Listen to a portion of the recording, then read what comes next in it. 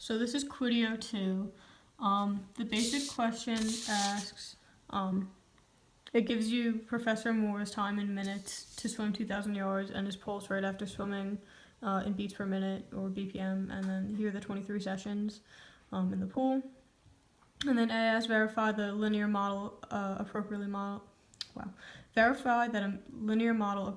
models the data and state the equation of the linear model.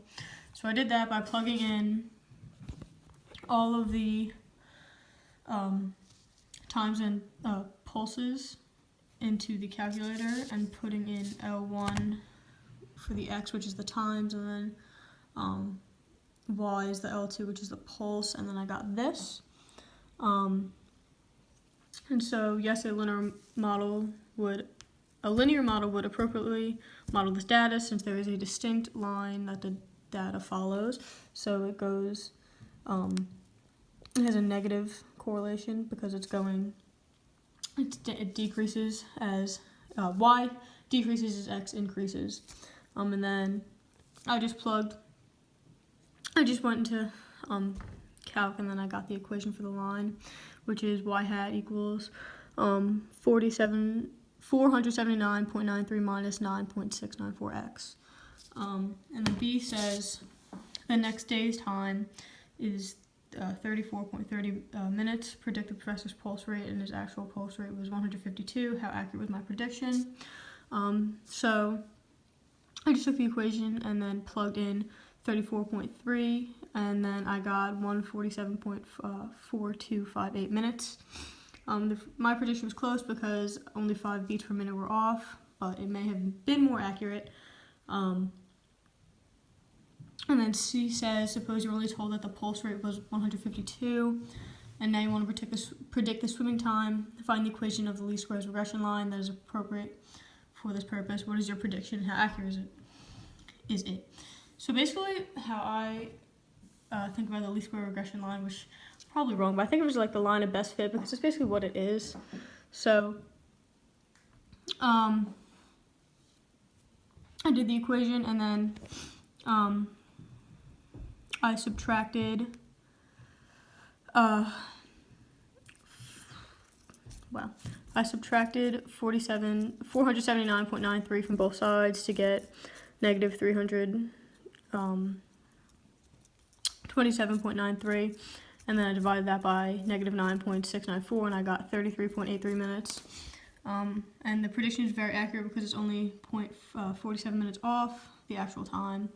And then the reason that there are two different regression lines for A and C is because there is a different regression line because we're given all the variables in A, and in C we're only given one the variable, which is the 1 BPM, and we need to figure out the math. So then question 2 says, to the right of our data collected on the prices and capacity of hard drives, and then it says below is the regression analysis of price versus capacity, and then it gives you R squared, it gives you S, it gives you the variables and coefficient, and it gives you the capacity in TV and price in dollars. And then A says, without the use of a calculator, write the regression equation to find the variables used in the equation, and then I may use a calculator to check it. So I just wrote down all the variables and the chart that they gave me, and then I figured out the mean of X and the mean of Y. So X was the capacity and Y was the price, and then I found the standard deviation and the R, and I found that the equation is Y hat equals 18.6172 plus 103.929x. B, explain the meaning of the slope and y-intercept context. The slope is 103.929. This suggests that the price increases with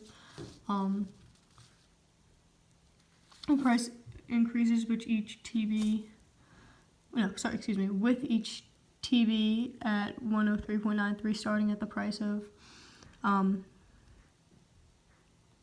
$18.63. C says predict the price of a 3.0 TV drive, which I believe is terabyte. And then I just use the equation again. It says y hat equals 18.6122 plus 103.929 multiplied by 3. And then the predicted price is $330.40. And I said that this is an okay buy because it's selling for $330, but he was able to get it for much cheaper at $300 because it says that he found a 3 terabyte drive for $300. So, yeah. And then the AP question says, windmills generate electricity by transferring energy from wind to a turbine. A study was conducted to examine the relationship between wind velocity in miles per hour and electricity production in amperes from one particular treadmill. And so basically we have to use a computer output.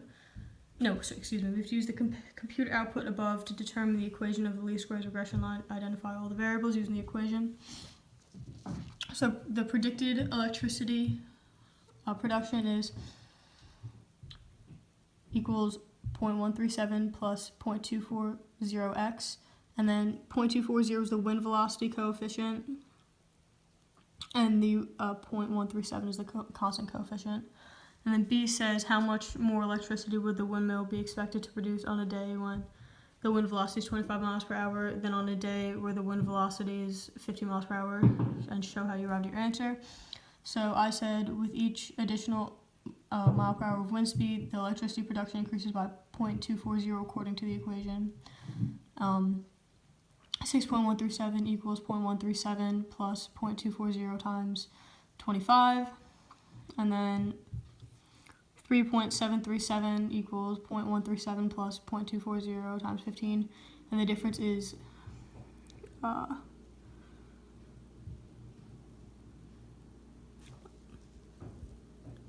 cannot read my handwriting. What the heck?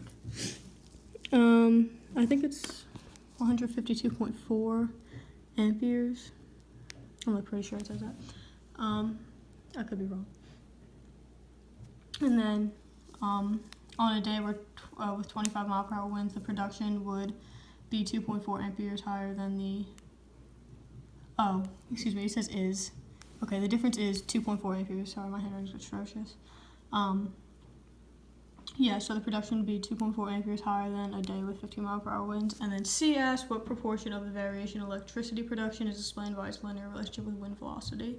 And I said the chart given shows that R squared equals 0.837. This is the proportion of electricity production and to wind speed that is shown by the linear relationship between the data. So R squared is basically like the percent that fits within the least square regression line. So it's saying that 83.7%